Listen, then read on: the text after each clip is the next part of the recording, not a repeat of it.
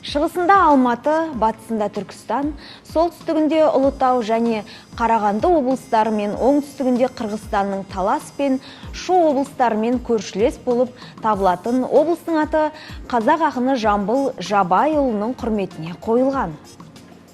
Ең алдымен оның әулиеата атануы тегін болмаса керек.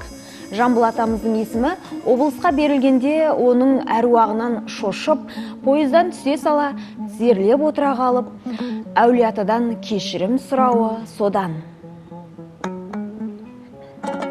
Сол киесін білгендігінен, жарықтық дұғасын оқып, атыңнан айналайын әулиеата, атыңды мен алды деп, болма қапа деп айтып, аруағына басын иіп барып, күтіп тұрған басқа жұртқа мойын бұрған.